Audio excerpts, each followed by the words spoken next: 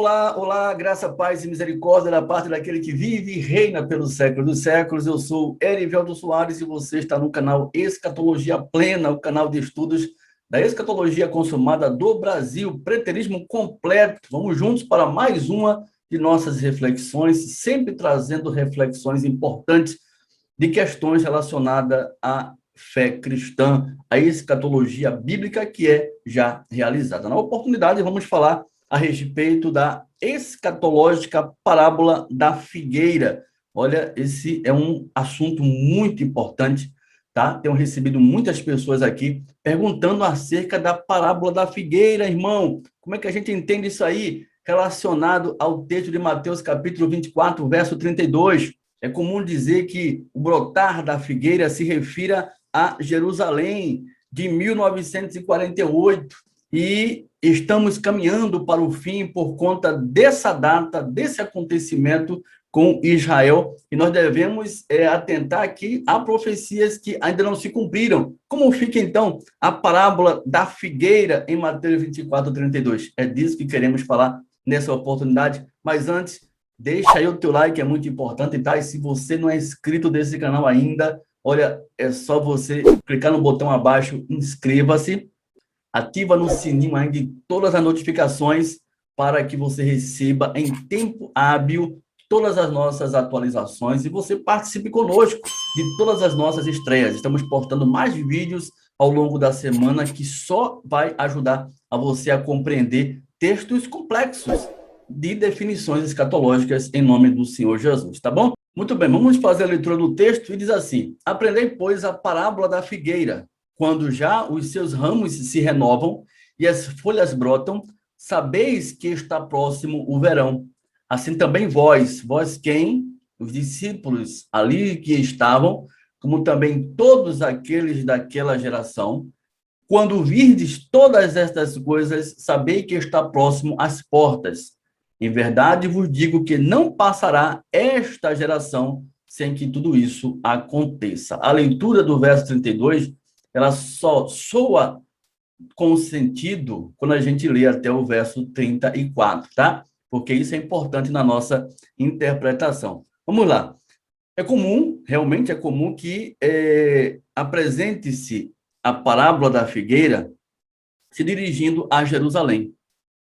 Esse texto aqui, para muitos estudiosos, se refere à restauração de Israel, que ocorreu em 14 de maio de 1948, o dia da declaração da independência de Israel. Mas como assim isso aqui tem a ver com a independência de Israel? Como assim esse texto se encaixa com aquele ocorrido lá? Será que tem alguma coisa a ver? Obviamente que não. Não há como se encaixar essa questão aqui de Mateus 24, 32 com o que aconteceu com Israel em 1948. Por quê? Porque a gente deve levar em consideração, dentro do contexto, do que está dito aqui no verso 34. Porque a questão da parábola da figueira está dentro dos acontecimentos que estavam dentro do tempo da geração de Jesus. Ele fala: em verdade vos digo que não passará esta geração sem que tudo isto aconteça. Tudo isto o quê? Tudo que se referia à queda de Jerusalém, porque o contexto da narrativa que se segue é em virtude da queda de Jerusalém. O capítulo 24, o capítulo 25, está todo contextualizado no discurso profético de Jesus, que apresenta a queda do templo, onde não ficaria da mesma pedra sobre pedra. Então, é por isso que ele diz aqui, ó, em verdade vos digo que não passará esta geração. Gênea no grego, tá? Não é genos, é gênea, referindo-se aos seus contemporâneos. Uma geração, ele tem um tempo determinado da Bíblia, tá?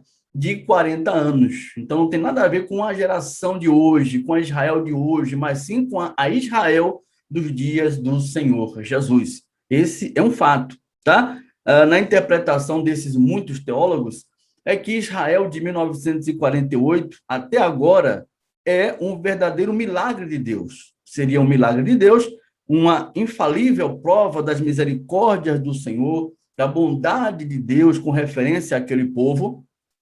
Aquela terra na ocasião antes de 1948, era uma terra completamente deserta, não davam seus frutos, é assim que eles identificam, né?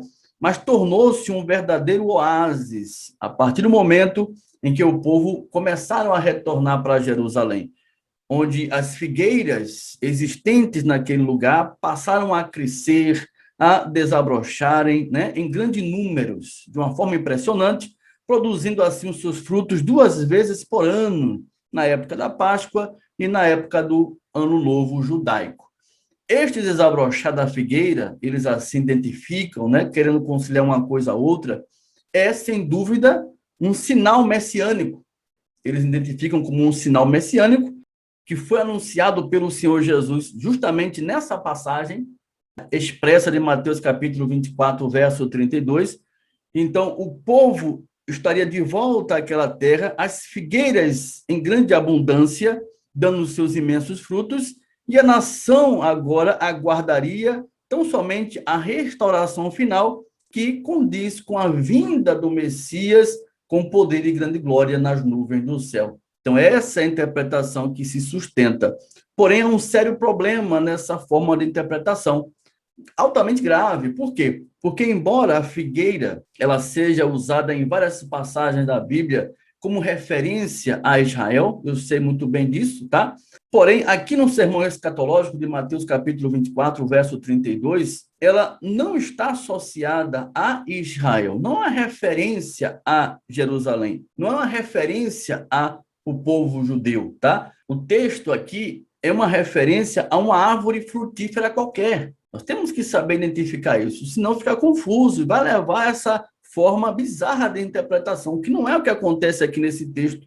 Isso fica muito claro quando a gente vai ler aqui Lucas, olha só, olha lá, Lucas capítulo 21 é o mesmo sermão escatológico do Senhor Jesus, onde ele prediz a destruição do templo, tá? No mesmo contexto. Aí a gente chega aqui no versículo 29, tá? Mesma narrativa daquela do templo, a lição da figueira, até o verso 31, o que é que diz a palavra? Olha lá, os mesmos dizeres de Jesus aos seus discípulos, ao povo daquela geração. Olha lá, ainda lhes propôs uma parábola dizendo, vede a figueira e todas as árvores, olha lá, o texto aqui é claro, né? Deixa esclarecido que Jesus está olhando para a figueira como qualquer outra árvore. Ele diz, vede a figueira e todas as árvores, quando começam a brotar, vendo, sabeis por vós mesmos que o verão está próximo. Mas também, quando virdes acontecerem estas coisas relacionadas aos sinais da queda de Jerusalém, do fim do templo, que traria o fim daquela dispensação, né? Sabei que está próximo o reino de Deus. Glória a Deus. Então, o reino seria estabelecido em virtude da queda de Jerusalém. Tá certo? Então, veja, vamos refletir. É muito importante, meu querido, minha querida, o que estamos vendo aqui. Olha só, o Senhor Jesus fala o quê? O que é que ele fala aqui? Vede a figueira e todas as árvores. Na verdade, o Senhor Jesus estava dizendo aos seus discípulos que assim quando as árvores frutíferas, tá? Assim como as árvores frutíferas, ao florescerem, indicam a chegada do verão, é natural que assim aconteça, vocês podem ver isso muito bem. Quando elas florescem é porque está indicando a chegada do verão. Da mesma forma, os sinais que virão sobre essa geração, em virtude da queda do templo, estará manifestando assim para vocês um indicativo que o reino de Deus está próximo.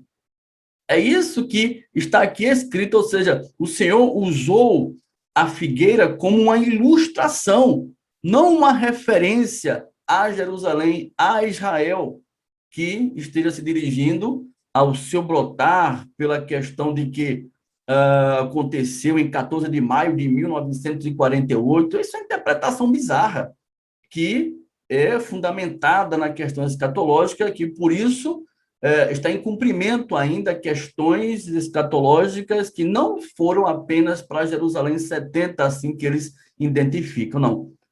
A parábola da figueira, apresentada por Jesus aqui no sermão escatológico da queda do templo, é uma ilustração que se dirige aos tempos das últimas coisas acontecerem em referência à manifestação do seu reino.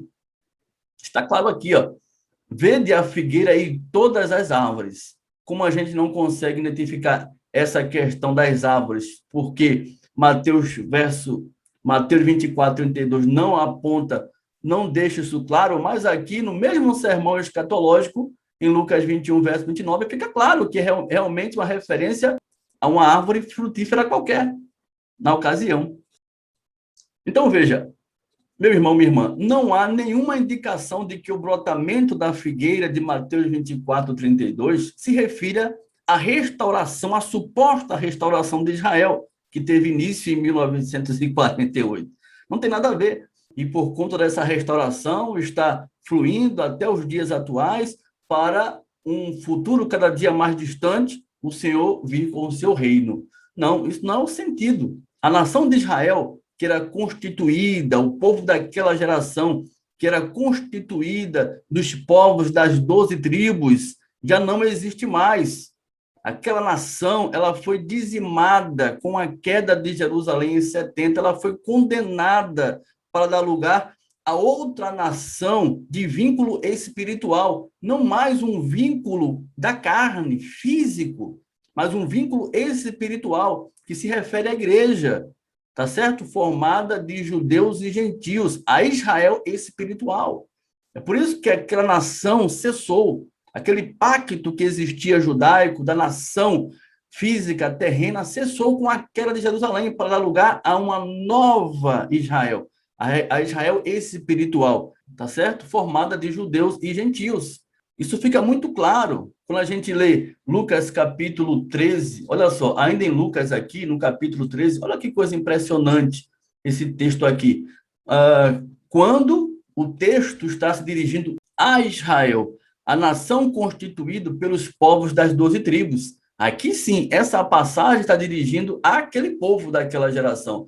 E o sentido aqui é de destruição, né? E não no sentido de restauração física do povo de Israel, como se fosse um povo santo, não. Era uma nação abominável, tá certo? Uma nação abominável que foi assemelhada ao Egito, a Sodoma, a Gomorra, tá certo? Uma nação totalmente pervertida que cairia, que seria destruída, dizimada, porque não honrou a aliança que tinha com Deus, que recebera no Sinai. E chegaria assim, por conta disso, a sua ruína, proferida na lei e nos profetas, e chegou com a queda de Jerusalém. Nesse texto aqui, a figueira é referência a Israel daquela ocasião. Olha só o que diz a passagem. Lucas, capítulo 13, no versículo 6 ao 9. Então Jesus proferiu a seguinte parábola. Certo homem tinha uma figueira plantada na sua vinha. E vendo procurar fruto nela, não achou. Olha lá, isso é importante, hein? Certo homem tinha uma figueira plantada na sua vinha, e vendo procurar fruto nela, não achou. Pelo que disse ao viticultor, ao cultivador da vinha, né? Há 3 anos venham procurar fruto nesta figueira e não acho. Olha lá, há 3 anos venham procurar fruto nesta figueira e não acho. A figueira aqui é Israel. 3 anos aqui se refere ao tempo ministerial do nosso Senhor Jesus Cristo. Quando ele foi ungido para o ministério, o seu ministério durou 3 anos, ensinando tudo aquilo que se refere à justiça, à misericórdia, porém, aquele povo não atentaram para as palavras do Senhor. Ela diz, há 3 anos venham procurar fruto nesta figueira e não acho. Podes cortá-la. Para que está ela ainda ocupando inutilmente a terra? Olha só, que palavra dura do Senhor, né? Com referência a Jerusalém. Ele proclamou a sua ruína por conta da sua improdutividade. Aí diz o viticultor. Ele, porém, respondeu ao seu senhor, Senhor, deixai-a ainda este ano, até que eu escave ao redor dela e lhe ponha estrume. Se vier a dar fruto, bem está. Se não, mandarás cortá-la. Então, vejam, esse texto é muito importante, bem emblemático naquilo que consta a figueira em referência a Israel. Porque foi um povo infrutífero, por mais que se ouvisse a palavra do Senhor, eles não se curvaram à vontade de Deus, eles não respeitaram a Jesus como Deus, eles não respeitaram os profetas, eles eram completamente improdutivos espiritualmente, eles eram completamente abomináveis, não agiam de misericórdia, eles matavam os profetas. Você vai ler Mateus 23, você encontra um relato duro do Senhor Jesus por conta da forma hipócrita que viviam aquele povo mediante aquilo que esperava-se viver dos escritos da lei. Eles eram hipócritas. Eles matavam os profetas. E por isso que o sangue justo derramado na terra, desde o sangue de Abel até o sangue de Zacarias, seria vindicado na vida daquele povo, daquela geração que não passaria, a Israel infrutífera, que por mais que tivesse ouvido do próprio Cristo, próprio Deus, eles não se renderam à vontade de Deus. E por isso pagaram com a grande ira de Deus sobre eles. O sermão escatológico de Jesus fala justamente disso quando a gente lê Mateus capítulo 24, Marcos 13 e Lucas 21, quando veio o justo juízo àquela geração e não ficou do templo pedra sobre pedra. Aí você vai ler Flávio José, fica encantado como os fatos aconteceram, né, e que compõem justamente os ocorridos que levou à destruição daquela geração, daquele povo que desrespeitaram a Deus, que desrespeitaram a aliança que Deus tinha feito com eles. Então, esse texto aqui prova claramente que o corte de Israel carnal como nação escolhida de Deus foi para sempre, não foi para restaurar aquela nação cujo qual tinha povos das 12 tribos, não, foi para dizimar, cortou um povo infrutífero, não deu frutos para Deus.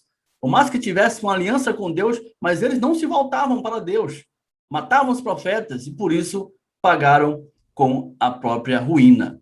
Estava prometido isso como uma maldição daqueles que não cumprissem a lei, e assim sucedeu. Hoje, o reino de Cristo está com o Israel espiritual, formada de judeus e gentios, justificados pela fé somente. O Israel carnal nunca mais, de acordo com Jesus, irá produzir frutos como nação escolhida de Deus. Ela foi cortada. Logo, Mateus capítulo 24, verso 32, nunca se referiu a Israel de 1948. Não há profecias para se cumprirem, meus queridos, minhas queridas. Não existe profecia ainda para suceder, porque todas as coisas se cumpriram com a queda de Jerusalém. Tudo novo se fez, estamos desfrutando das gloriosas benéficas do reino de Deus para sempre. Glória a Deus. Essa é a verdade das Escrituras. Quem tem ouvidos, ouça o que o Espírito falou à igreja em nome de Jesus. Então é isso, meu querido, minha querida. Essa foi a nossa reflexão. Se você gostou, não deixe aí de manifestar o teu like, tá? É muito importante para que esse vídeo suba e chegue a muitas vidas aqui pela plataforma YouTube. Se você puder também, compartilhe esse conteúdo com os teus amigos e contatos. É muito importante ele fazer essa observação, essa reflexão vai fazer com que ele entenda realmente o que foi a queda de Jerusalém, que não foi uma simples guerra comum às outras que já existiu na história. Foi uma guerra com toda uma questão espiritual voltada às alianças, o fim da lei e a manifestação da graça de Deus, tá certo? Se você puder também, deixa-nos um comentário. É muito importante também o seu comentário, por quê? Porque serve de feedback para outras pessoas que estarão assistindo esse vídeo, se fortalecer na fé, conhecer mais a respeito das questões escatológicas da Bíblia, que muitas vezes se apresentam de forma complexa, em muitos púlpitos, em muitas escolas dominicais, em muitas ministrações da palavra que se fazem por aí, em nome do Senhor Jesus. Obrigado pela tua participação mais uma vez, fique na paz de Cristo e até a próxima oportunidade, querendo Deus, em nome de Jesus. Graça e paz.